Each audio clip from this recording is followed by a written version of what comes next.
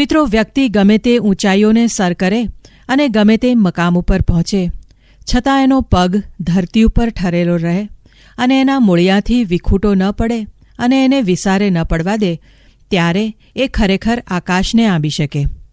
પોતાના બચપણના અને યુવાનીના દિવસોના સંસ્મરણો તાજા કરતાં આશિત દેસાઈને સાંભળીએ ત્યારે તેમનું પણ આવું જ કંઈક ચિત્ર ઉપસે છે. તેમનું સુસંવાદી વ્યક્તિત્વ તેમની મધુર તરજો બનીને વહે છે. ગીત, ગરબા, ભજન, ગઝલ કે ઉપશાસ્ત્રીય અને શાસ્ત્રીય દરેક સ્વરૂપને આ બંદિશના બંદા કલાકાર ગજબની સહજતાથી ન્યાય કરે છે. એટલું જ નહીં, દરેક સ્વરૂપ એમના કંઠ અને સંગીતથી મુખરિત થાય છે.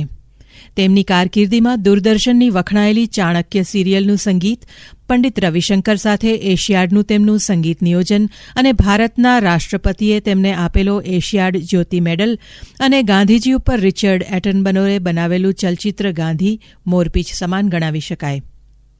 તેમણે વાદ્યવૃંદ અને વૃંદગાનના પણ અસંખ્ય સફળ પ્રયોગો કરી ગુજરાતી સંગીતને એક નવો ચીલો ચાતર્યો છે. ગુજરાતી સંગીતની સંખ્યાબંધ બંદિશોને કચકડામાં ઢાળી તેઓ ગુજરાતી સૂર શબ્દનું જતન કરી રહ્યા છે અને તેમની આ સ્વરયાત્રામાં તેમનો સાથ નિભાવી રહ્યા છે તેમના સ્વરાંગીની અર્ધાંગીની હેમાંગીની દેસાઈ અને તેમનું સુરીલું સર્જન પુત્ર આલાપ.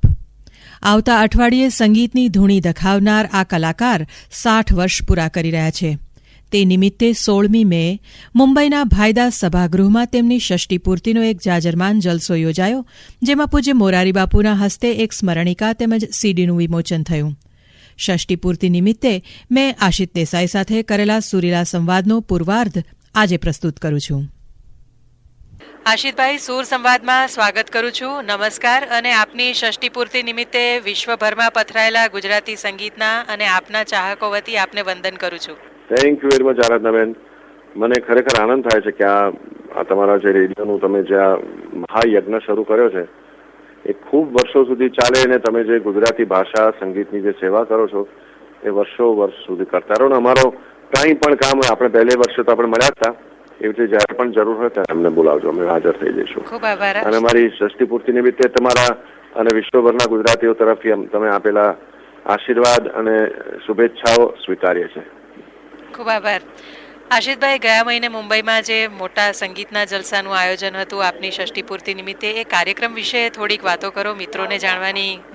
હાજી, બહુ જ નાના પાયેથી આપણે ઘરમાં કે બર્થડે ઉજવતા હોય ને મિત્રોને બોલાવીને કેક કપાવીને જે કરીએ એવું નહોતું કરવું, એવું અમારા ઘરના લોકો માનતા હતા. ઘરનામાં હેમા, આલાપ અને સ્નેહા એ લોકોનું સખતપણે માનવું હતું કે આપણે એક સરસ રીતે આશિત દેસાઈ શું છે એ લોકોને આમ તો ખબર છે એમ કે ગાયક સંગીતકાર એમ નહીં, પણ કંઈક જુદી રીતે પ્રસ્તુત કરવા એવું એ લોકોને મનમાં ઈચ્છા હતી. એટલે અમે લોકો પ્લાનિંગ શરૂ કર્યું અને મને કોન્ફિડન્સમાં લઈને જ કર્યું, કારણ કે સરપ્રાઈઝ આમાં કરવા જેવું કંઈ હતું નહીં. કારણ કે નહીં તો પછી મારા કોપરેશન વગર તો કંઈ આગળ ચાલે નહીં. અમુક વસ્તુ મારી પાસે હતી ને બધું.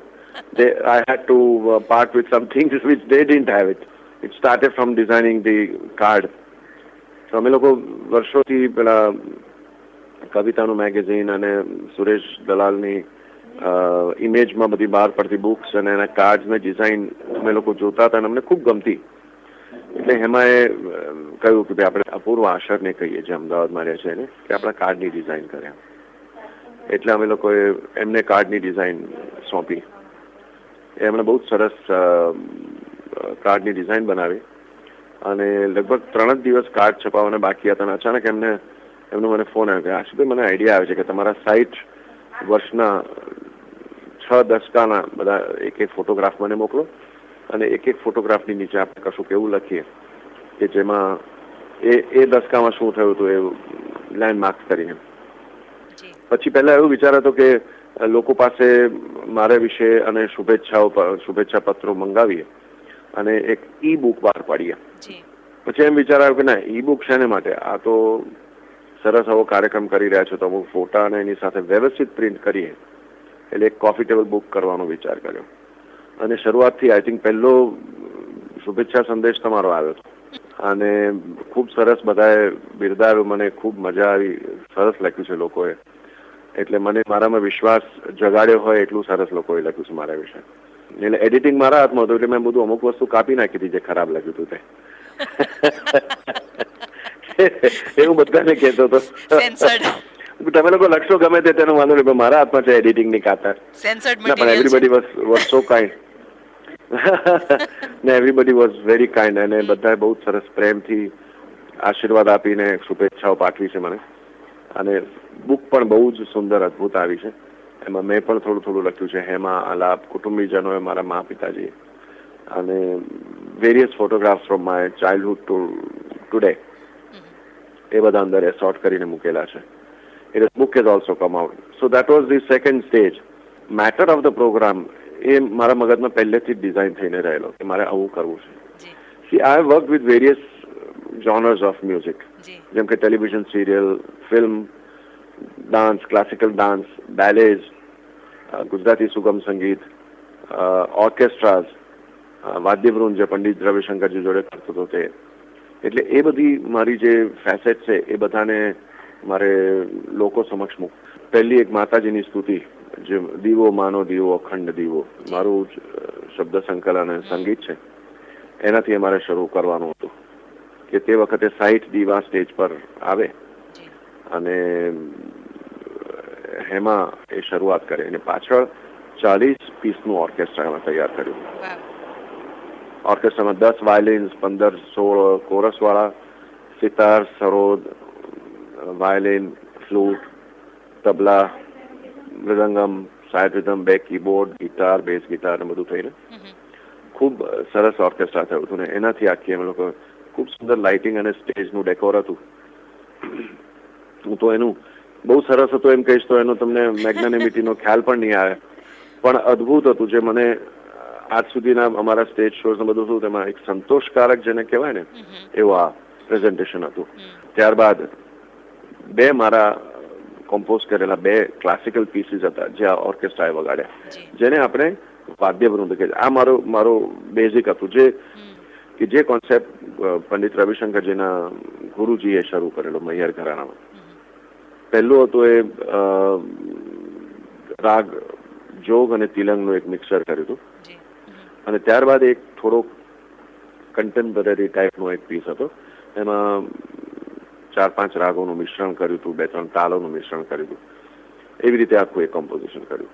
હેમા અને હું 2 જણા અમે લોકો કન્ડક્ટ કરતા હતા આખું ઓર્કેસ્ટ્રા. આખું સ્ટેજ ભરેલું હતું. અને મજાની વાત તો આરાધના એ હતી કે અમે લોકો એલોકેટ કર્યા હતા વીવીઆઈપીઝ ને વીઆઈપીઝ ને ઇન્વાઇટીઝ ને એવી રીતે. તો પહેલા અમને એમ હતું કે આપણે હોલ નહીં ભરાય, તો મારા મનમાં એક દહેશત હતી, પણ મારી દહેશત સાવ ખોટી હતી અનફોર્ચ્યુનેટલી ઓર ફોર્ચ્યુનેટલી, કે એટલા બધા લોકો. પછી અમે થોડાક પાસીસ 300 પાસીસ મૂક્યા હતા લોકો માટે, અને અડધા કલાકની અંદર એ 300 પાસીસ વેચાઈ ગયા હતા ભાઈદાસમાંથી, અને there was a demand for more, એટલે અમે લોકો બીજા 700 પાસ એક્સ્ટ્રા આપ્યા. there was an overflow. 1000 માણસની સીટ, એટલે 1000 સીટમાં લગભગ 1600 થી 1700 માણસો આવ્યા હતા. ગેંગવેમાં લોકો બેઠા હતા, એક સીટ ભરાયેલી હતી. બહાર ફોયરમાં અમે લોકો 300 ચેર નાખીને ક્લોઝ સર્કિટ ટીવી મૂક્યું હતું. એટલે આટલો બધો સુંદર અમને રિસ્પોન્સ મળ્યો. એટલે આમ જૂની 20-20, 25-25 વર્ષની જૂની ઓળખાણો કાઢવા મળે. આશિષભાઈ એમ કે તમે મારે ત્યાં આવ્યા હતા ને મેં તમને એકવાર જોયા હતા ને હું તમને મળ્યો હતો ને હું તમને મળી હતી ને એમ કરીને ઓળખાણ કાઢીને બધા પાસીસ લેવા આવવા માંડ્યા. એટલે આનાથી શરૂઆત કરીને પછી મારું એક 20 મિનિટનું ઓડિયો વિઝ્યુઅલ તૈયાર કર્યું હતું. ઘણા જેમ કે જગજીતજી, પુરુષોત્તમભાઈ, ડૉક્ટર પ્રકાશ કોઠારી, હેમા માલિનીજી અને સ્વામી સત્યમિત્રાનંદ ગિરિજી, એવા બધા લોકોએ, પંડિત વિશ્વમોહન ભટ્ટ, અને બધાએ ખૂબ સરસ એમાં પોતાના આશીર્વાદ અને શુભેચ્છાઓ પાઠવી હતી ઓડિયો વિઝ્યુઅલમાં. અને પ્લસ મારા અમુક વિડીયોના એક્સેપ્ટ્સ હતા. એમાં પણ આખું પેનોરામિક વ્યૂ ઓફ માય ક્રિએટિવિટીને એની આખી વાત કરી હતી. અને ત્યારબાદ આઈ વોઝ રિયલી ઓનર્ડ કે પૂજ્ય મોરારી બાપુ પધાર્યા હતા અમને આશીર્વાદ આપવા. ડૉક્ટર સુરેશ દલાલ હતા સ્ટેજ પર, અને મોરારી બાપુ પણ બહુ જ સુંદર બોલ્યા, સુરેશભાઈ પણ બહુ જ સુંદર બોલ્યા.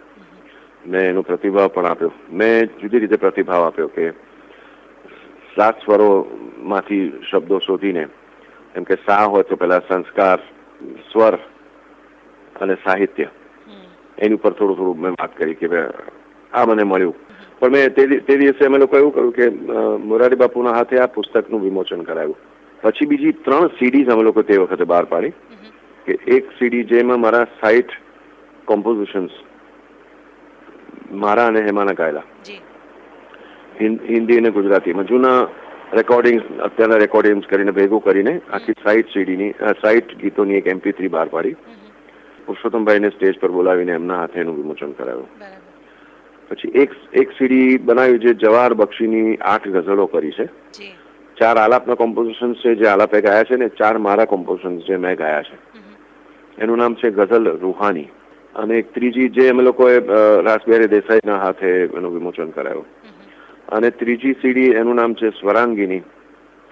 હેમાંગીનીના કંઠે ગવાયેલા 8 સુંદર ગીતો મારા કોમ્પોઝિશન્સ એ અમે લોકો ગૌરાંગભાઈના હાથે એનું વિમોચન કરાવ્યું. સાંભળવાનું પણ લોકોને કહ્યા. જો અમે એવું છે કે જે મિસ કરે એને ના મળે, એને વ્યાજ સાથે મળે. આપણે ગુજરાતીમાં કવિતા પણ લખી છે, માએ પડ્યા તે માં સુખ મળે, દેખણ હારા દાજે જોને. ના પણ તમને તો મળશે જ, કે તમારો લેખ પણ મારે પુસ્તકમાં છે અને લોકોની શુભેચ્છાઓ પણ છે. અને તમને CD પણ મળશે જે આપણા શ્રોતાઓ જે હંમેશા ગુજરાતી સુગમ સંગીતના ને એના ભૂખ્યા હોય છે એ લોકોને બહુ જ સરસ મટીરિયલ મળી જશે. વાહ, ખૂબ આનંદની વાત છે. આશિષભાઈ, આપના સંગીત વિશે વાતો કરીએ પહેલા આપના બાળપણ અને ઉછેર વિશે કંઈ કહેશો? આપની સ્વરયાત્રા ક્યાંથી શરૂ થઈ? સ્વરયાત્રામાં એવું છે કે બચપણથી જ મને મા બાપ તરફથી જ મને જે સંસ્કારો મળેલા, ઘરમાં જે વાતાવરણ મળેલું એને લીધે I could develop my hobby. અને આમ તો મેં કોમર્સ ગ્રેજ્યુએશન કર્યું છે, પણ સંગીતમાં આટલો સુંદર મને ઘરમાંથી જ જે એન્કરેજમેન્ટ મળ્યું એની લીધે હું આગળ કંઈક કરી શક્યો. ડિફરન્ટ પ્લેસીસ પર થોડા વ્યક્તિઓ પાસેથી હું થોડું શીખ્યો અને પછી તો આંખ અને કાન ખુલ્લા રાખ્યા. જેટલું ગ્રાસ્પ થયું એટલું કર્યું અને હજુ પણ હું વિદ્યાર્થી જ છું, હજુ પણ શીખું જ છું અને આજીવન વિદ્યાર્થી રહીશ એવી એક મારા મનમાં એ છે કે મને ક્યાંથી પણ કશું પણ જોવા સાંભળવાનું કંઈક શીખવાનું કંઈ મળે તો હું ગ્રાસ્પ કરી જ લઉં છું. એટલે એ વૃત્તિ મેં રાખી છે જેનાથી મને ઘણો લાભ થયો છે. હા, એટલે ઘરમાંથી જ મને એ લોકો સરસ સંગીત સંભળાવતા હતા. મા પિતાજી પણ ખૂબ સરસ ગાતા. હવે તો my father is 91 and mother is 82 years old. પણ એ સંગીતની વાતો એ લોકો તરફથી સાંભળતા. નાનપણમાં એ લોકો પ્રોગ્રામ કરતા હતા, એના ખોળામાં હું બેસી રહેતો એવું કહેતી માં મને. એટલે એવા મને સંસ્કાર મળેલા છે. એટલે આઈ એમ ફોર્ચ્યુનેટ. આશિષભાઈ, વડોદરાનો એ યુવાન છોકરો 1969માં મુંબઈ કઈ રીતે આવ્યો અને પછી મુંબઈના સંગીત વર્તુળમાં પદાર્પણ કઈ રીતે થયા? શરૂઆતના એ દિવસો, કોઈ પ્રસંગો યાદ હશે? હા, બિલકુલ યાદ છે. હું ઇનફેક્ટ 69 ની પણ હું 72માં બોમ્બે આવ્યો અને ત્યારથી આવીને મુંબઈ. અને મને યાદ છે કે ત્યાર પહેલા હું અમદાવાદ અને એવી રીતે કાર્યક્રમ અપાતો વડોદરાથી જતો હતો. એટલે બધા જ મેઇન સ્ટ્રીમના કલાકારો સાથે મારી ઓળખાણ અને એ લોકો પણ મને ખૂબ લાડ પ્રેમ કરેલો અને હંમેશા કહેતા કે તું મુંબઈ આવ તો તારું કંઈક ભવિષ્ય ઉજળું થાય. એટલે આમ તો મા બાપને એમ થાય કે ભાઈ છોકરો સાથે રહે તો સારું, પણ એટ ધ સેમ ટાઈમ એ લોકોના પુશ અને એ લોકોના સપોર્ટથી મને કહું કે કાંઈ નહીં, જા તારું આગળ ભવિષ્ય સુધરતું હોય તો તું જા જરૂર. Mumbai is the place. બાકી વડોદરામાં પ્રોગ્રામ થાય પણ એમાં ચા અને વાહ બે જ મળે. જે મુંબઈમાં વાહ મળે અને એની સાથે નાસ્તો પણ મળે. એટલે એ રીતે મુંબઈ આવ્યો. મુંબઈ આવીને અમે નાગરો એટલે થોડા સિક્યોરિટીમાં માનીએ. એટલે ફાધરે એમ કીધું કે ત્યાં જઈને પહેલા એક જોબ કરજે, પછી સાથે સાથે મ્યુઝિક કરજે. એમ કરીને મેં એક જોબ પણ શરૂ કરી હતી. 6 મહિના કરીએ છીએ અને છોડી દીધી. અને આવીને તો તરત જ પુરુષોત્તમભાઈ, અવિનાશભાઈ, નીનુ મજુમદાર, દિલીપ ધોળકિયા એ બધાનો ખૂબ સપોર્ટ હતો. મારા કાકા પરાશર કાકા, રાસબિહારી કાકા બધાનો ખૂબ સપોર્ટ. એટલે કામ તો મને તરત જ મળવા માંડ્યું.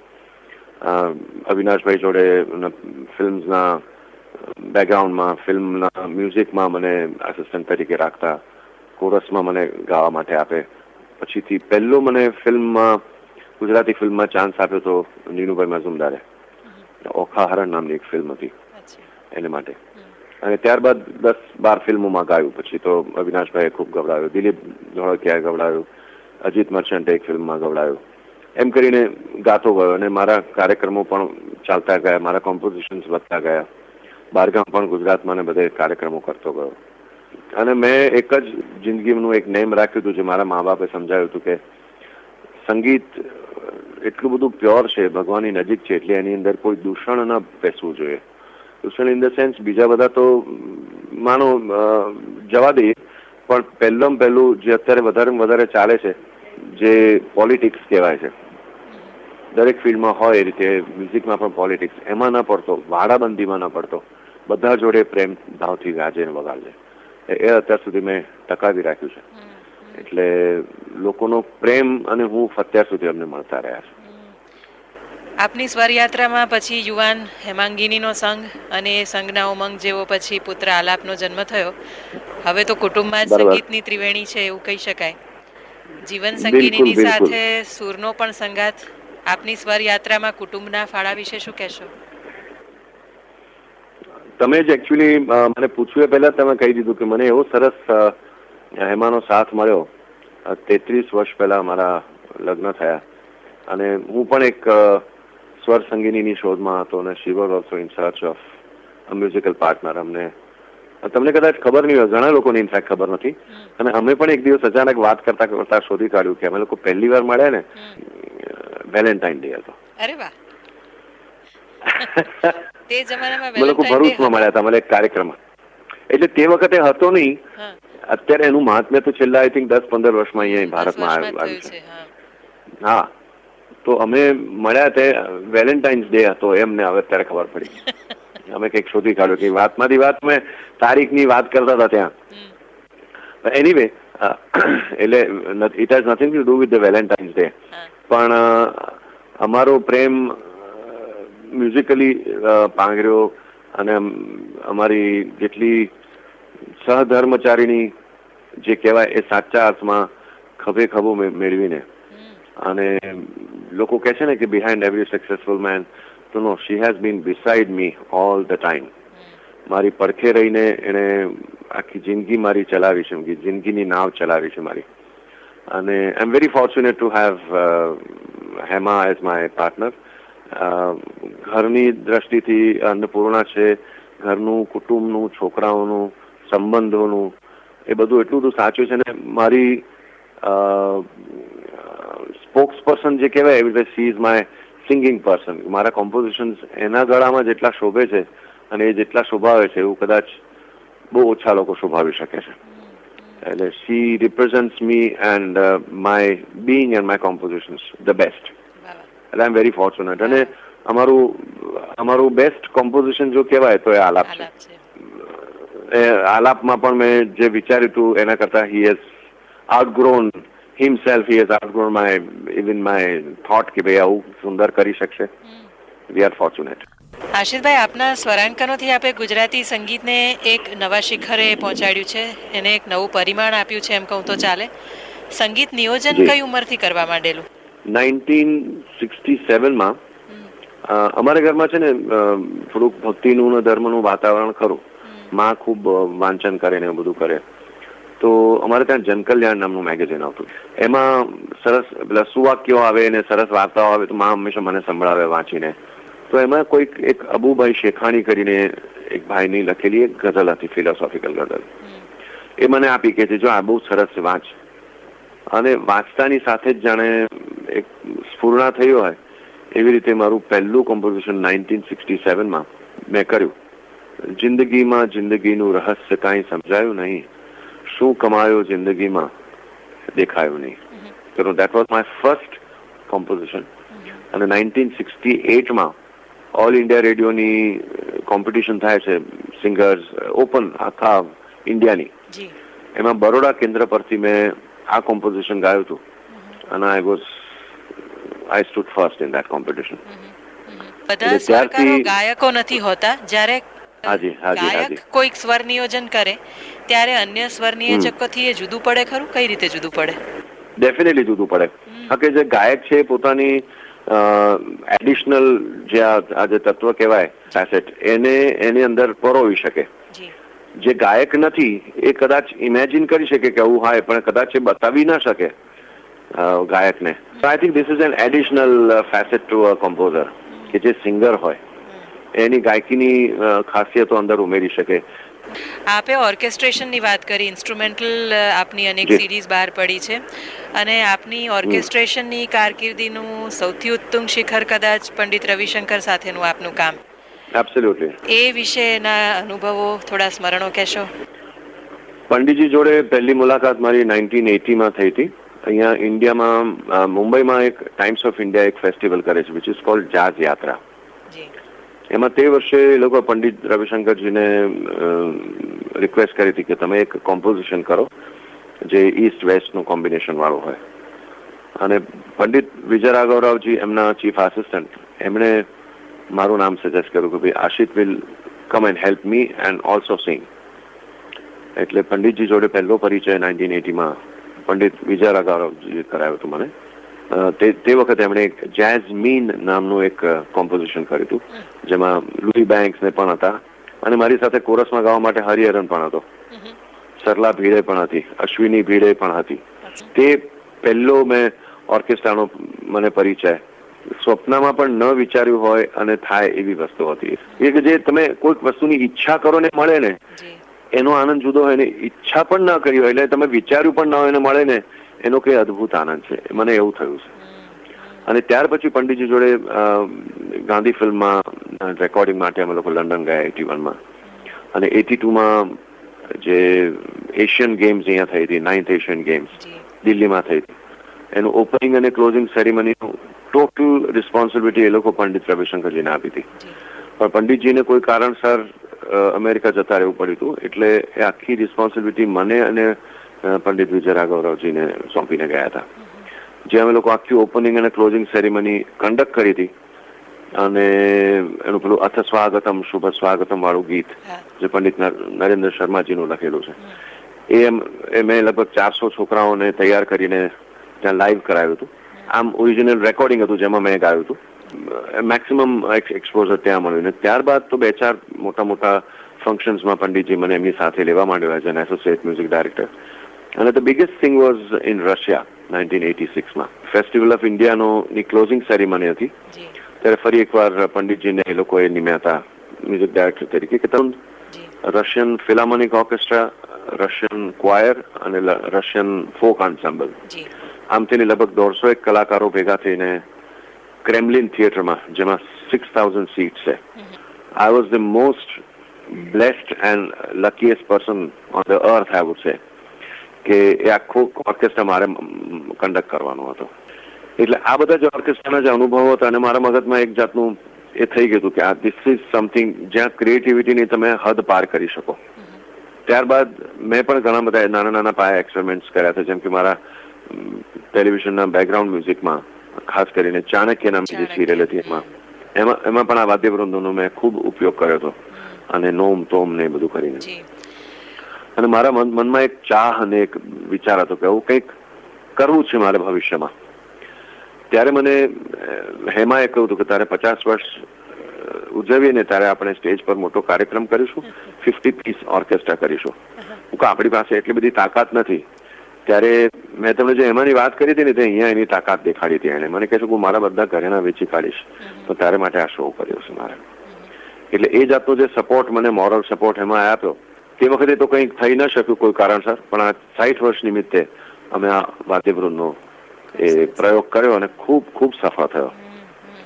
વાદ્યવૃંદની વાત કરીએ છીએ ત્યારે યાદ આવે છે આશિતભાઈ ક્વાયર સિંગિંગના પણ તમે કેટલાક અદ્ભુત પ્રયોગો કરેલા છે. હિમાલયન ચેન્ટ્સ મારી પ્રિય છે.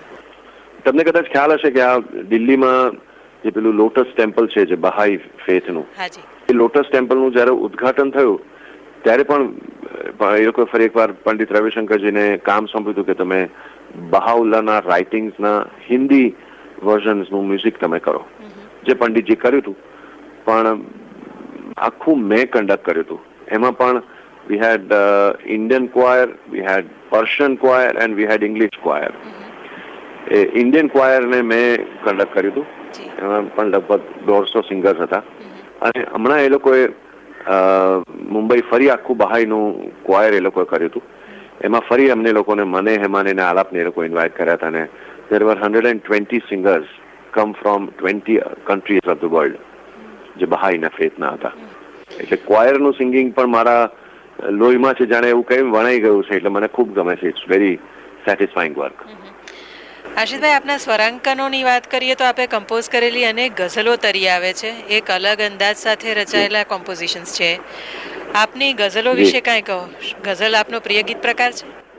એબ્સોલ્યુટલી, ગઝલ મારો પ્રિય છે એટલા માટે કે એક તો જે કહેવાનું છે હૃદયમાંથી સીધી આવેલી વાત છે ને સીધી લોકો સુધી પહોંચી શકે છે, ચોટદાર બની શકે છે. મારા ટાઈપની છે, જેને પ્રકૃતિ કહેવાય ને, મારી પ્રકૃતિ એવી છે કે મને ગઝલ ગીત પણ ગમે, પણ મને 1% ગઝલ વધારે ગમે કોમ્પોઝ કરવાની. પણ બબ્બે લાઈનમાં પણ તમે આખી ચમત્કૃતિ કરીને કંઈ પણ ક્રિએટ કરી શકો. એટલે એમાં ચોટ છે, શબ્દોની પણ છે, અને સ્વરાંકનના વેરિએશન્સ એમાં ખૂબ થઈ શકે છે. એક દુષ્ટ સવાલ પૂછું. માને એના સેંકડો સંતાનોમાંથી એક પસંદ કરવાનું કહીએ એવો આપનું પ્રિય કોમ્પોઝિશન કયું? ઘણા બધા પ્રિય છે. હું 2-4 નામ દઈશ, કારણ કે હું પોતે ક્રિએટ કરું છું ત્યારે મને મજાની વાત છે. આરાધનાબેન, હું હંમેશા કહું છું લોકોને કે મને મજા આવે ને તો હું લોકો સમક્ષ રજૂ કરું છું. મને જ મજા ના આવે તો એ કોમ્પોઝિશન કરવા ખાતર કરું છું. એ ક્યારે સ્ટેજ ઉપર હું ગાતો જ નથી, કારણ કે એ મને જ મજા ના આવે તો લોકોને શું મજા આવે. એટલે મારે માટે જેટલા મારા કોમ્પોઝિશન થયા છે, મેં ગણ્યા નથી ને મારે ગણવાય નથી, પણ મારા હૃદયને નજીક રહ્યા છે. 2-4ની જો વાત કરું તો એક છે અણગમતું આંખું લઈ લ્યો ને નાથ, મને મનગમતી સાંજે કાપો, કે ક્યારનો મૃગજળમાં છૂટતો તરાપો, જગદીશ જોશીની. પછી સાંજ પેલાની સાંજ ઢળી છે, શામ હવે તો આવો, ડોક્ટર સુરેશ દલાલની રચના, જે આપણા જય શ્રીનાથજીમાં છે. પછી જગદીશ જોશીની બીજી એક રચના છે, મારા સુરવૈભવ આલ્બમમાં છે, કહી ન શકાય એટલો તને પ્રેમ કરું છું, વહી ન શકાય એટલો તને પ્રેમ કરું છું. એવા તો અનેક કોમ્પોઝિશન છે.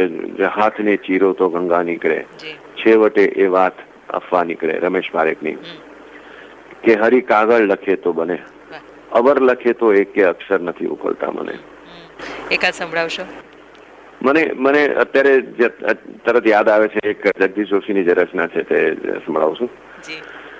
કહી ન શકાય એટલો તને પ્રેમ કરું છું, ને વહી ના શકાય એટલો તને પ્રેમ કરું છું, પ્રેમ કરું છું.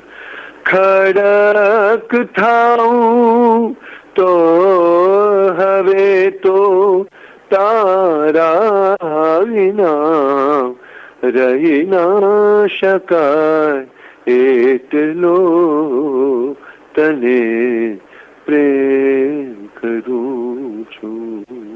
આશિષભાઈ, આપે દેશ વિદેશમાં ફરીને અસંખ્ય કાર્યક્રમો કર્યા છે, વર્કશોપ્સ, નવરાત્રીના ગરબા, અનેક પ્રવાસો કરો છો. વિદેશ કાર્યક્રમના અનુભવોમાંથી કોઈક એવો ખાસ યાદગાર પ્રસંગ હશે? વિદેશમાં રહેતા આપણા ગુજરાતીઓને આપણા સંગીતની ભૂખ છે જ, કારણ કે એ લોકો બહાર વસેલા છે. જેમ તમે પણ જાણો છો, તમારી પણ પરિસ્થિતિ લગભગ એવી જ છે કે યુ મિસ ડેલી રૂટીન, કે જે અહીંયા રેગ્યુલર પ્રોગ્રામ્સ થતા હોય એ બધું અહીંયા નવીનતા, જે નવા કાર્યક્રમોની થતી હોય કે નવા કોમ્પોઝિશન્સ થતા હોય. જો કે તમારા માટે તો સારું છે, તમારે રેડિયોને લીધે ઘણા બધા નવા ગીતો અને કોમ્પોઝિશન્સ તમને મળતું હશે, પણ તોય જે ડેવલપમેન્ટ ઇન મ્યુઝિક અને સાહિત્ય એ ત્યાંના લોકોને એટલું બધું હેન્ડી નથી. એટલે અમારે જેવી વ્યક્તિ જાય એટલે એ લોકોને તો આખું એક સખત ભરેલું એ લોકોને એક કાર્યક્રમ મળી જાય કે જેમાં એ લોકો બાકીના 3-4 મહિના તો એ લોકો વાગવતા એ લોકો જીવી શકે. એટલે એમાંથી જે યુકે તરફના છે એમાં વધારે ભજન ને એ બધું વધારે એ લોકોને પ્રિય છે. ત્યાં સુગમ સંગીત તરીકે ગીત અને જૂના ગીતો એ લોકોને વધારે ગમતા હશે. જ્યારે અમેરિકામાં I think the professionals who have straight અવે માઇગ્રેટેડ ફ્રોમ ઇન્ડિયા, એ લોકોને આપણા સુગમ સંગીતમાં હજુ રુચિ છે, અને એ પણ પ્રાઇવેટ સર્કલ્સમાં, જ્યાં પ્રાઇવેટ પ્રોગ્રામ્સ બધું થાય ત્યાં. પણ અદભુત રિસ્પોન્સ અમને મળ્યો છે અત્યાર સુધી. અમે લોકો ફરી જઈ રહ્યા છે ઓગસ્ટ સપ્ટેમ્બરમાં ફરીથી એકવાર UK થી USA. એ વાતની એ જ મજા છે કે ત્યાં એક કોન્સન્ટ્રેટેડલી એ લોકોને એક ભૂખ છે, એટલે એ લોકો કોરી સ્લેટ જેવા છે. આશિષ દેસાઈ એટલે આ ગાય, આશિષ દેસાઈ એટલે આ ગાય, એવું એ લોકોના મગજમાં કોઈ બંધન નથી. એ લોકોને અમે જે આપીએ તે એ લોકો સરસ રીતે રિસીવ કરે છે, સાંભળે છે, સમજે છે. અને કોકવાર અમુક ગીતો એવા હોય કે જેમાં કથા પણ કરવી પડે, કદાચ એક્સ્ટ્રા બોલવું પણ પડે એ લોકોને સમજાવવા માટે, તો they are very well prepared for that. They appreciate that કે ભાઈ ચલો હવે તમે અમને સમજાવ્યું ને, મજા આવી ગઈ. પેલું કે અમને આ ખ્યાલ નહોતો, અમે કદાચ ઇન્ટરનેટ પર વાંચ્યું હતું કે સાંભળ્યું હતું, પણ આમાં મજા આવી ગઈ. એટલે અમને તો ત્યાં અને એ બધે ઓડિયન્સ ભગવાનની દયાથી બહુ સરસ મળ્યું છે. પણ yes, talking about foreign people, જેમ કે નવરાત્રી અહીંયા હવે બહુ કેઝ્યુઅલ થઈ ગઈ છે. અહીંયા ફિલ્મ ગીતો ને બધું પણ ગાય ને ગમે તે ઢીંચક વાગવું જોઈએ. જ્યારે લંડનમાં અમે લોકો છેલ્લા 18 વર્ષથી લેસ્ટરમાં જે કરીએ છીએ ચંદુભાઈ મટાણીના સંસ્થામાં, તો ત્યાં એ લોકોની પણ એ માંગ છે ને અમારી પણ ઇન્સિસ્ટન્સ છે કે ભાઈ આપણે આપણા સંસ્કૃતિને આપણે ટકાવી રાખવા માટેનો જે પ્રયત્ન કરવો જોઈએ એ આપણે થોડું ઘણું કરવાનું. એટલે અમે લોકો ઢોલ શરણાઈ ઉપર જ આખો કાર્યક્રમ કરીએ છીએ. કાસિયા અને ઢોલ શરણાઈમાં કોઈ ફોરેનના વાદ્યો અમે લોકો યુઝ નથી કરતા. અને આપણે ટ્રેડિશનલ માતાજીના ગરબા, ફોક ગરબા, અને અમે લોકો સુગમ સંગીતના અમુક ગીતો પણ અંદર વીવ કરીને આખો ગરબાના રાસના કાર્યક્રમો કરીએ છીએ. છેલ્લા 18 વર્ષથી અમે લોકો કરીએ છીએ. એટલે લગભગ બે પેઢી જેટલું તો અમારા ગરબામાં આવવા માંડ્યું છે. એટલે વી હેવ સીન કે people are really enjoying that. અહીંયા આપણે કદાચ ગુમાવી રહ્યા છે. તો એમ જો વાત કરું તો ભલે વડોદરામાં અને અમદાવાદમાં ટ્રેડિશનલ થાય છે, ગાય છે બધું ટ્રેડિશનલ, પણ એમાં તાળી ચપટી તો વગાડતા જ નથી, હાથ ઉલાળીને જ ગરબા કરે છે. એટલે હવે these are the innovations. There's little change in everything, which we have to finally accept it. કે બિના ચાલો, this is a change. People will realize. હજુ એટલીસ્ટ એમ કરો કે લોકો સરસ ચણિયા ચોળીને ઓઢણા પહેરીને આવે છે, છોકરાઓ કેડિયું ને બધું પહેરીને ફેંટા બાંધીને પણ આવે છે. ચલો, આપણું એ ટ્રેડિશન તો જળવાઈ રહ્યું છે, આપણે એટલો સંતોષ માનવાનો. ગુજરાતી ભાષાના ભાવિ વિશે શંકાઓ છે, ત્યારે ગુજરાતી સુગમ સંગીતનું ભાવિ કેવું લાગે છે? Ratio proportionate same. કારણ કે જો ભાષા સમજવા વાળા જ નહીં હોય તો સુગમ સંગીત સાંભળવા વાળા કેટલા હશે? એટલે અત્યારે અમારા પ્રોગ્રામમાં 30 વર્ષની ઉપરના જ બધા આવે છે. કારણ કે જે લોકોને ગુજરાતી ભાષા માત્ર બોલચાલની ભાષા નથી, આપણી જે સુગમ સંગીતની ભાષા છે એ તો સાહિત્યિક ભાષા છે. It is for the class people, it is not for the mass. એટલે સુગમ સંગીતમાં હવે પછીની જે પેઢી છે એ લોકો અમારા ઓડિયન્સમાં આવે તો અમારે એ લોકોને ફૂલહારથી નવાજવા જોઈએ કે ચલો આપણને આ 4 યંગસ્ટર્સ આવે એમ કરીને. મને નથી લાગતું કે કોઈ યંગસ્ટર્સ જઈને સીડીની દુકાનમાં જઈને ગુજરાતી ગીતોની સીડી માંગતો હોય કે આશિષ દેસાઈની નવી આવી કે પુરુષોત્તમભાઈની નવી સીડી આવી, એવું આઈ ડોન્ટ થિંક કે કોઈ માંગવા જતું હોય. એ જ રીતે એમ કહી શકાય કે આપે આપનું આખું જીવન સંગીતને જે રીતે સમર્પિત કર્યું એ રીતે હવે પછીની પેઢીઓના યુવાન કલાકારો સંગીતને સંપૂર્ણપણે સમર્પિત નહીં થઈ શકે? ના, એવું નથી. જેમ કે મારા ઘરમાં જ એનો દાખલો છે કે આલાપ એ ફૂલ ટાઈમ મ્યુઝિશિયન છે, પણ yes, he also does composition work for dance, for ballets, for television. He's also doing a film now. એટલે મ્યુઝિકને લગતું ગુજરાતી સુગમ સંગીતનું જેટલું છે એમાં એનો ફૂલ સપોર્ટ છે, એના કાર્યક્રમો પણ થાય છે. અને તમને એક વાત કરું, અમે ભારતીય વિદ્યાભવનના કલ્ચરલ સેન્ટરમાં અંધેરીમાં છેલ્લા 3 વર્ષથી દર મહિને એક કાર્યક્રમ અમે લોકો કરીએ છીએ, ફ્રી ફ્રોમ અવર સાઇડ. અમે લોકો એક પૈસો નથી લેતા, માત્ર 3 મ્યુઝિશિયનના પૈસા એ લોકો આપે છે. ઓછા સાંભળ્યા હોય એવા ગીતો અમે લોકો સિલેક્ટ કરીને એવી થીમ્સ બનાવીને અમે લોકો કાર્યક્રમ કરીએ છીએ. એ અમારા તરફથી અમે કરીએ છીએ. હવે સામે ઓડિયન્સ પણ અમને ફૂલ મળે છે દરેક વખતે. દર મહિને એ કાર્યક્રમ ફૂલ કરીએ. આશિષભાઈ, 6 દાયકાની યાત્રામાં ઘણા બધા શિખરો સર કર્યા. ભવિષ્ય વિશે શું વિચાર્યું છે? હવે શું કરવાનું છે?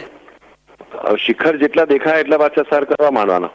આ બેસી જવાનું નથી. આ થાક ખાવાની એક જગ્યા છે જ્યાં લોકો મને બેસાડી દીધું કે થોડી વાર થાક ખાઓ, જો આગળ તમારે.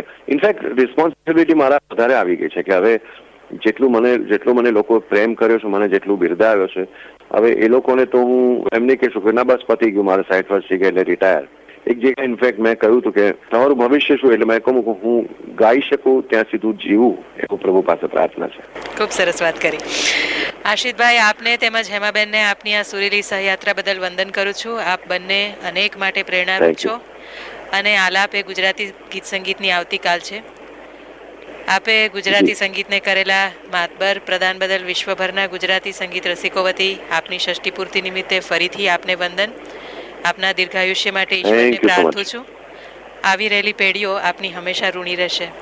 અરે બસ અમારા પણ ખૂબ ખૂબ શુભેચ્છાઓ તમારા રેડિયો સ્ટેશનને, આપણા શ્રોતાઓને અને તમને પણ, કે તમે આ સુંદર કામ કરી રહ્યા છો જે ત્યાં બેસીને ધૂણી ધખાવી છે તમે, એમાં અમારો કાંઈ પણ સપોર્ટ, જ્યારે પણ કાંઈ પણ કામ હોય તો વિના સંકોચે જણાવજો. ખૂબ આભાર આશિષભાઈ તમારા આશીર્વાદ માટે.